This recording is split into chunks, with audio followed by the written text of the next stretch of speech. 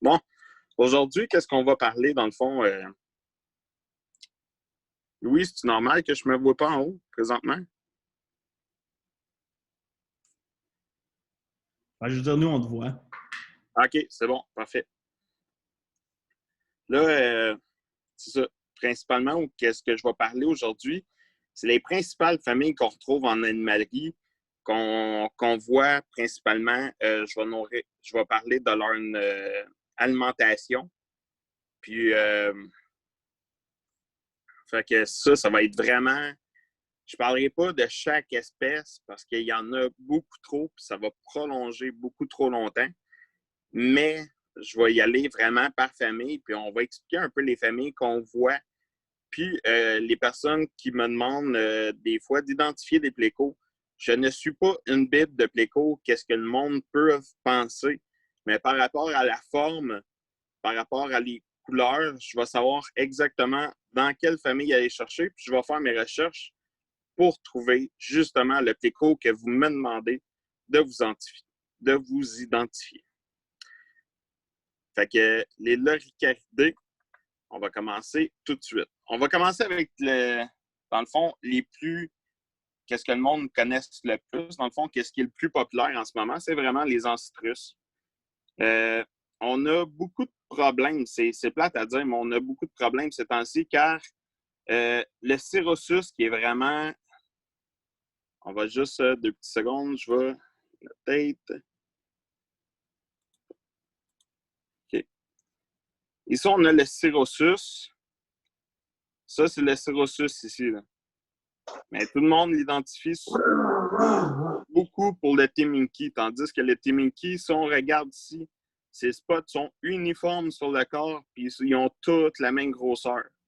Tandis que les Cirrhosus vont avoir la tête picotée, puis les pointes descendent en plus large. Il faut faire attention avec les Cirrhosus aussi, parce qu'il y a beaucoup de variantes de couleurs. Ça, je vais expliquer ça à la prochaine page. Mais il y a beaucoup de variantes de couleurs dans le Cirrhosus. On peut le retrouver un petit peu plus brun, un petit peu plus foncé. Mais il faut vraiment se fier aux points. Si on voit que les points sont irréguliers, c'est vraiment un Cirrhosus. Si on voit que les points sont très réguliers puis bien dispersés sur le corps, c'est un Teminki.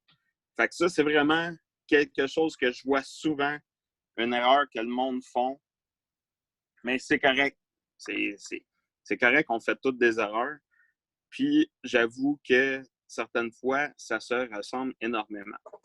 Un autre problème qu'on a eu ces temps-ci, beaucoup, il y a des fournisseurs qui, on va parler ici du L183. Dans le fond, il y a des fournisseurs qui vendaient des Cirrhosus, qu'on a ici, pour des L183. Là, le monde disait « Hey, j'ai acheté un L183 ». Mais non, si on voit la différence, là, on voit les petits picots, il y a vraiment une belle ligne très, très blanche ou bleutée. On peut trouver des Blue Seam. On a quelqu'un au Québec qui a produit justement des Blue Seam qui ont des white puis des Blue Seam de vraiment de très belle qualité. Mais c'est ça, parce que les bébés Cirrhosus, la dorsale ici peut présenter comme du beige un peu jaune, puis sur le bout de la queue aussi. Fait que des fois, ça peut porter à confusion pour le monde qui ne connaisse pas, mais si on voit le L183, il est vraiment très foncé, puis les picots sont vraiment petits. C'est sûr qu'en vieillissant, on voit de moins en moins la ligne blanche et les picots, l'ancitrus devient quasiment noir. On a le LDA 72 qui devient de plus en plus populaire. Dans le fond, sa robe est vraiment comme noir foncé avec des reflets un peu or dessus. C'est une variété que j'adore beaucoup. Moi, j'avais eu la chance d'un premier temps des ancitrus, d'en trouver des sauvages chez Aquarius. Puis c'est une variété que j'avais beaucoup appréciée parce qu'il y a vraiment une belle couleur avec des beaux reflets dessus. Puis, un qu'on voit un petit peu moins, celui-ci, le L182. On le voit un peu rarement. J'en ai vu à l'encan, j'en ai vu dans certaines... j'ai déjà vu une femelle chez Discus Rive-Sud. Je n'ai vu à quelques places. Mais si on peut voir ici, on a un albinos adulte versus le L182. C'est pour ça que j'en parle.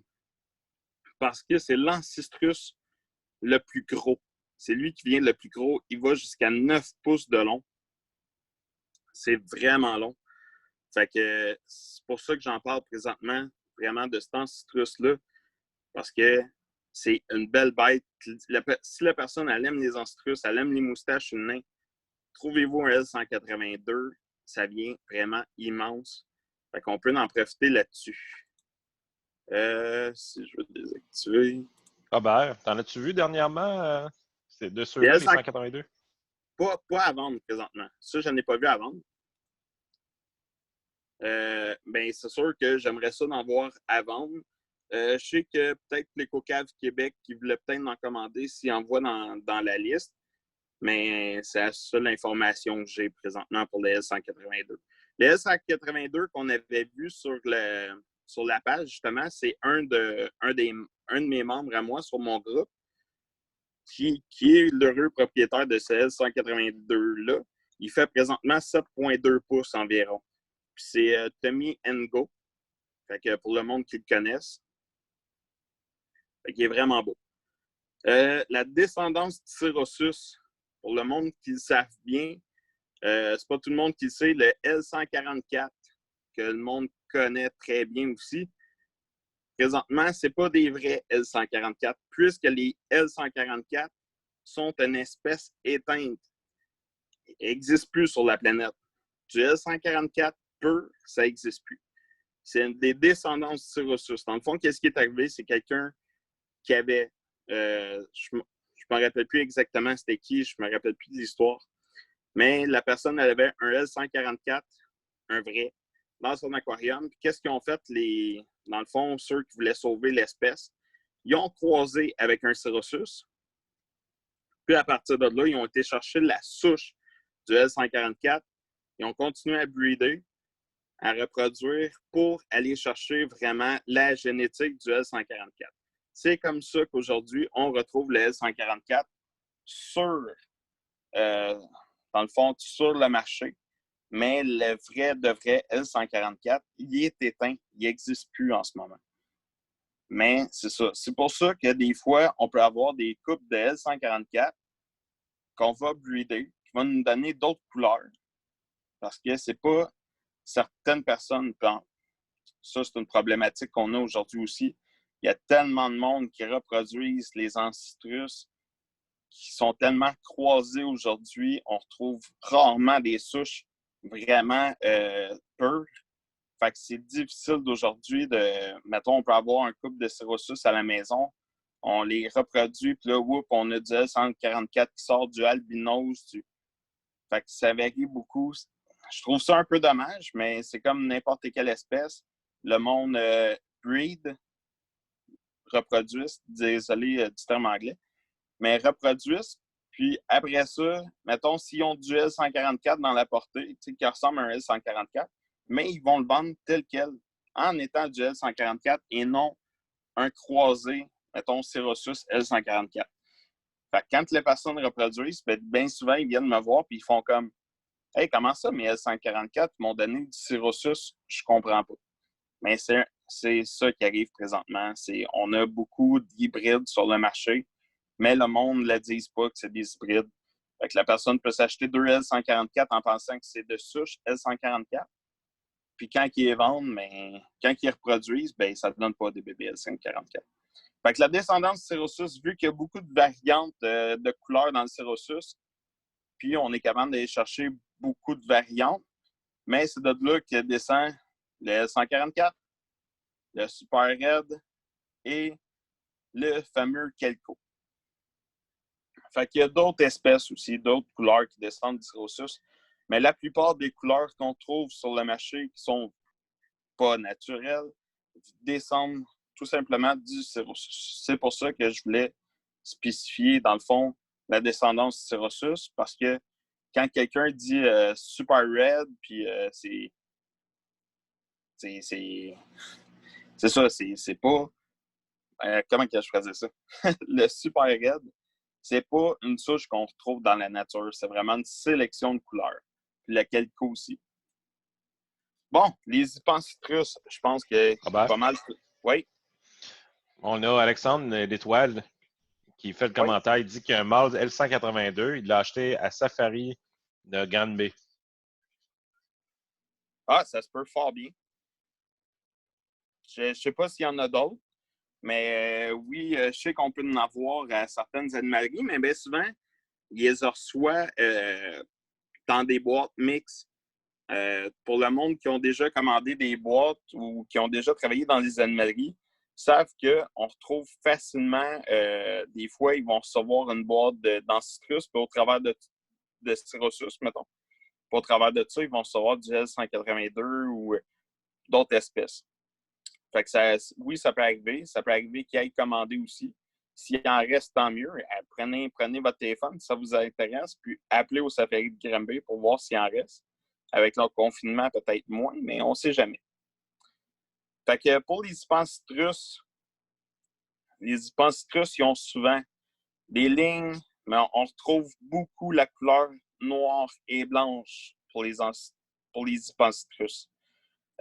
Ça peut attirer un peu vers le jaune, comme le L340, dans le fond, le Mégaclan. Puis le L333, il y a une variété qui est vraiment blanche et noire. D'autres qui tirent un petit peu plus sur le jaune, mais c'est vraiment trayé.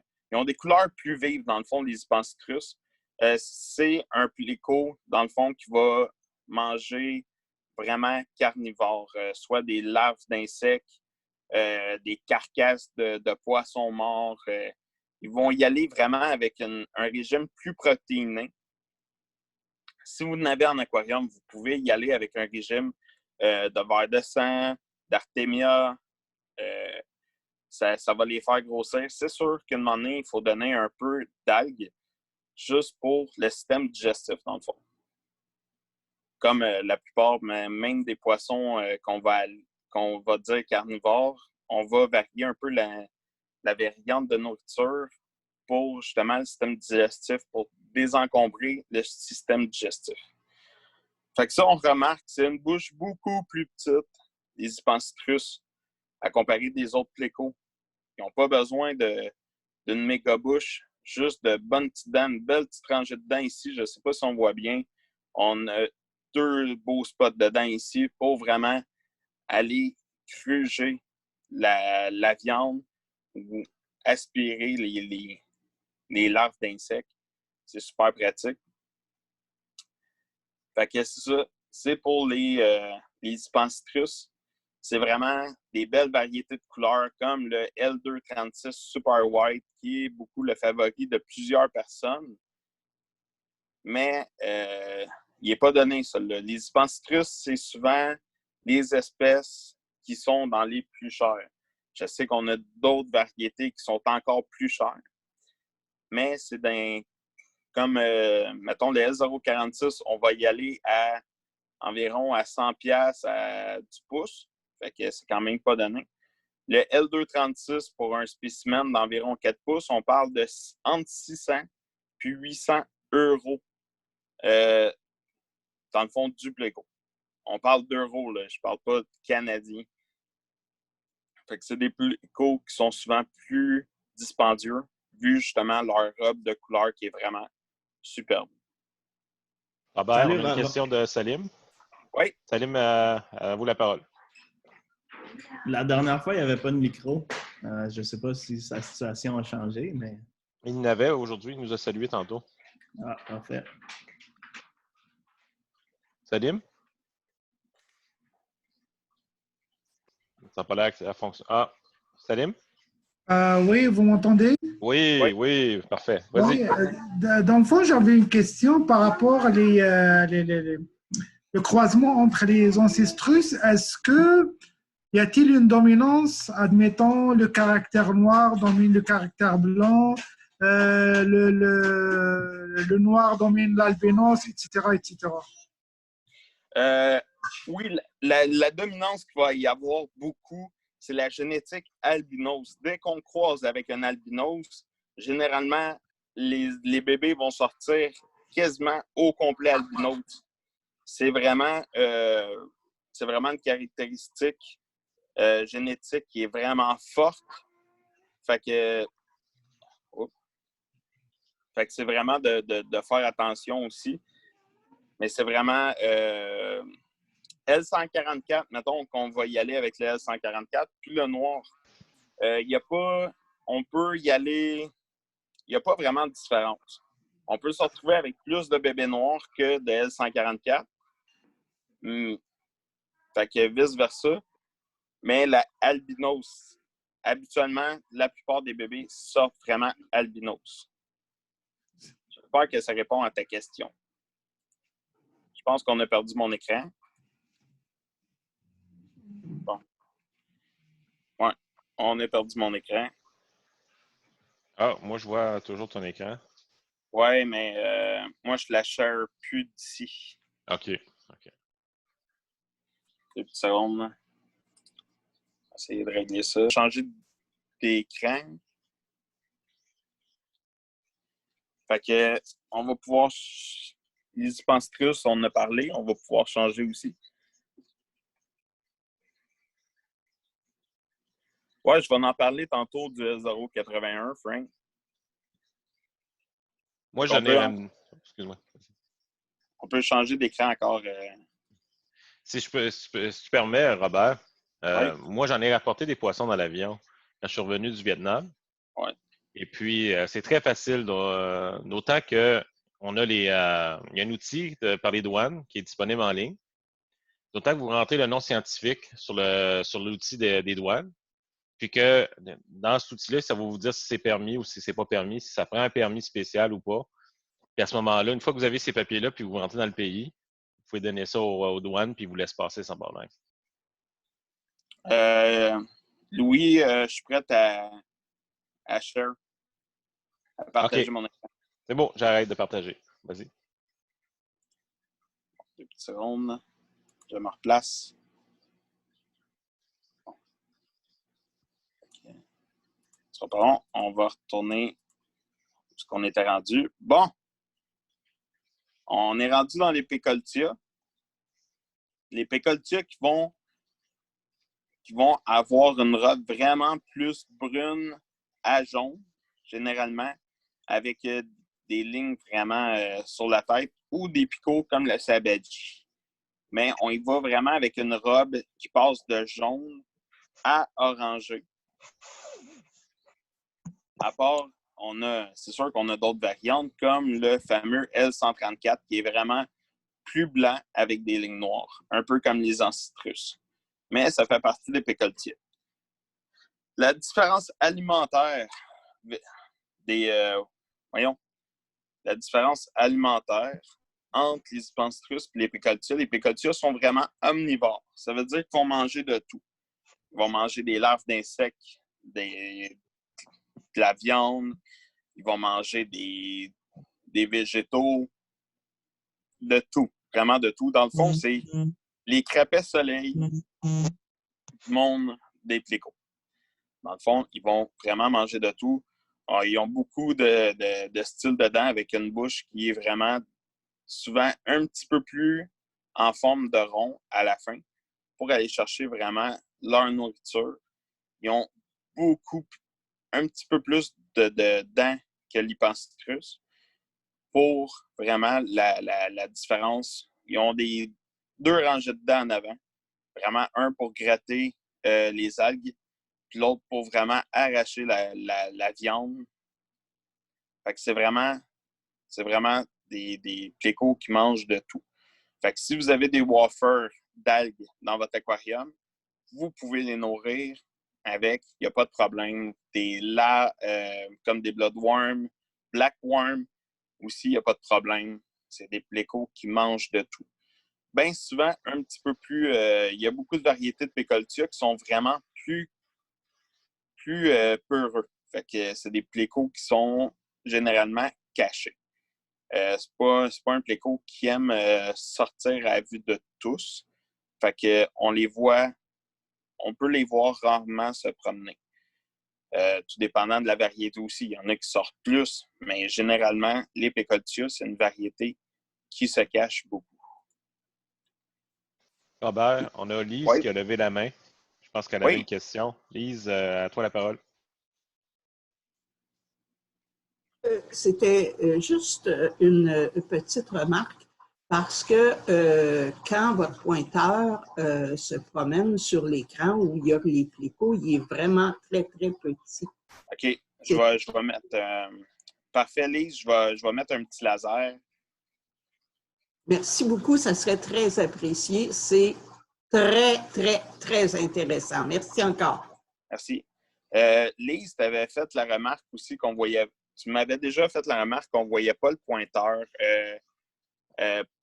pour l'autre conférence qu'on a eue avant.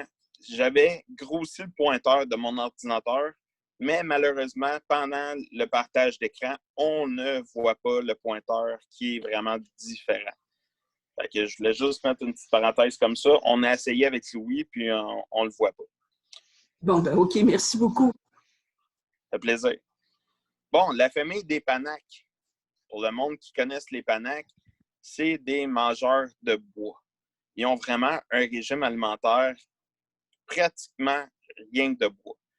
Si on y va avec des grosses sommités comme le panac aux yeux bleus, qu'on retrouvait plus rarement dans les cours d'eau, fait que c'est un pléco qui se vend extrêmement cher aussi. Mais ce panac-là, il vient vraiment gros. On a le panac royal aussi qui vient vraiment énorme, le S027 qui vient gros aussi. Fait que plus qu'il vient gros, plus que ça va demander un régime alimentaire plus gros. Puis à partir de là, il va faire plus de déchets dans votre aquarium. Si vous voulez vraiment nettoyer des morceaux de bois ou quoi que ce soit, moi, qu'est-ce que j'ai dans mon aquarium que je trouve qu'ils font un travail extraordinaire. Puis en plus, ils ne creusent pas tout mon bois à une vitesse exponentielle, comme les plus gros plécos, les plus gros panacs. C'est vraiment le panac Macus. Le L104 qu'on retrouve ici, c'est vraiment un pléco qui vient, un panac qui vient comme 3 pouces de long, 3,5 gros max. Il est vraiment petit, fait qu'il se cache partout, puis ils font un excellent travail. Tout dépendant de la grosseur de votre aquarium, c'est sûr que c'est un panac qui se tient un petit peu plus en groupe, même s'ils ne sont pas cachés. Même s'ils sont cachés à tous des endroits différents, il est préférable de tenir en plusieurs. C'est sûr que ça va tenir un meilleur environnement pour, dans le fond, ils vont nettoyer mieux votre bois. Puis comme ça, votre bois n'aura jamais de couche d'algues dessus. C'est vraiment de très bons nettoyeurs. Le L204 qui devient de plus en plus populaire, c'est vraiment un pléco vraiment superbe qui aborde vraiment une robe très, très noire. Je vois la question de Martin. Pour le L104, là, ça va jouer entre 7,99 et 9,99. J'ai rarement vu ça en haut de ça. J'ai déjà vu 10,99, mais c'est très rare. C'est pas un panac qui vaut extrêmement cher. Puis justement, vu que c'est un petit panac, on peut le mettre dans des aquariums à partir de 30 gallons et plus. Fait que c'est sûr que dans une 30 gallons, je ne conseille pas d'en mettre plus que 2 ou 3. Oui, on trouve ça très facilement, les panacs Macus.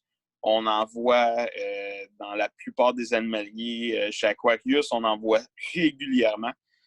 Vu que c'est un panac qui se vend pas cher et qui reste petit, c'est très, très le fun à avoir dans son aquarium. Bon, pour revenir au L204, c'est un panac qui aborde,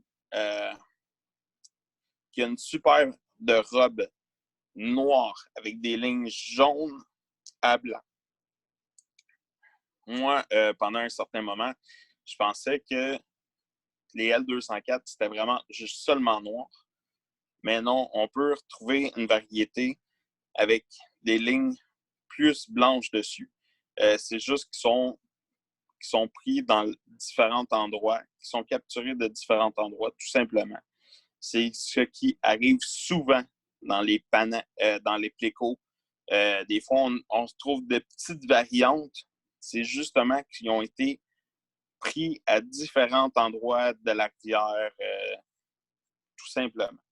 Des fois, on va voir tantôt les différences minimes qu'on a entre chaque pléco, même dans la même espèce, qui font en sorte que c'est dur à identifier, puis en même temps, mais qui rend... Comment que je pourrais dire ça? Qui rend ma tâche, en tout cas, d'identification beaucoup plus difficile parce que, écoutez, les différences de certaines espèces, tantôt, je vais avoir mis les plus courantes, mais c'est très dur. On a le LDA 031 qui commence à être extrêmement populaire aussi. On le voit de plus en plus. Ce panac-là, je sais que Discus Rive Sud, voyons, Pléco-Cave Québec en avait plusieurs en stock il y a quelques temps. J'en ai vu dans plusieurs animaleries aussi. Il devient de plus en plus populaire. Y avait-tu une question? Je sais pas, j'ai entendu quelqu'un parler. Ouais, Robert, il y a Sylvain qui veut savoir si un panac dans un bac de cyclidés, c'est possible. On parle de cyclidés africains ou on parle de cyclidés américains? Ben, il n'y a pas de micro, on va laisser. Ah, africain. OK, africain. Oui, on a le L204 qui peut vivre d'un pH de 6,5 à 8,2. Fait que oui, c'est un panac qui vit vraiment comme dans plusieurs variétés d'eau. Fait que pour un bac d'Africain, je le recommande. Moi, j'ai essayé le panac Macus. J'ai eu du succès avec les Africains. Vu qu'ils sont petits, ils se cachent vraiment au travers des rochers. Puis il n'y a pas eu de perte de couleur du panac. J'ai fait un test parce que je n'avais pas vraiment de référence dessus. Fait que j'ai fait le test moi-même. Puis le panac qui vivait extrêmement bien, il sortait, il allait se nourrir, il rentrait. C'est sûr que, par exemple, j'avais mis du bois. J'avais mis du bois dans mon aquarium. C'est très important parce que les panacs, ils ont vraiment un régime de bois. Puis si on regarde la bouche du panac, on voit très bien les dents qui ont un peu en forme de scie ronde. Fait qu'ils peuvent vraiment aller gratter le bois pour aller chercher tous les nutriments puis s'en nourrir. Je vais te lire, Robert, un témoignage de Marissa. Tu pourras commenter. Je me suis fait piquer par mon ancistrus une fois. J'ai jamais su qu'ils avaient des pics avant. C'est-tu vraiment tous les plécos et ancistrus qui en ont? C'est-tu fait pour se coincer dans le bois ou pour se défendre? Les ancistrus, les pics qu'ils ont sont vraiment juste en arrière de la mâchoire. Ça, c'est vraiment pour se défendre. Ou sinon, pour empêcher justement que certains prédateurs essayent de manger. Ou sinon, à l'intérieur, pour se cacher, pour essayer qu'on ne puisse pas les tirer, c'est vraiment les nageoires qui vont bloquer. Ils peuvent aussi se bloquer avec les pics, mais les pics se servent vraiment à se défendre et non à se coincer dans les caves. Fait que ça, mais oui, ça a vraiment... Les ancistrus qui ont de l'air vraiment mous d'un bout à l'autre, ils ont vraiment des très beaux pics, très pointus qui sortent. Pour le monde qu'ils ont déjà changé d'aquarium, avec un filet, savent de quoi que je parle parce qu'à chaque fois qu'on les sort avec le filet, ils sortent leur pic parce qu'ils pensent que c'est un prédateur qui vient les manger. Puis après ça, on a de la misère à sortir les pics des filets. Bien, c'est un peu la même chose dans la bouche du poisson. Les pics restent un peu coincés, fait que le poisson se débat. Puis après ça, mais l'ancistrus, il peut partir. Oui, on trouve quasiment des pics sur la plupart des plécos, comme on peut voir ici dans le panac aux yeux bleus. On a des beaux pics. On en voit un peu ici, un petit peu moins, mais on en voit parce que c'est quand même un panac qui est quand même jeune malgré sa grosseur.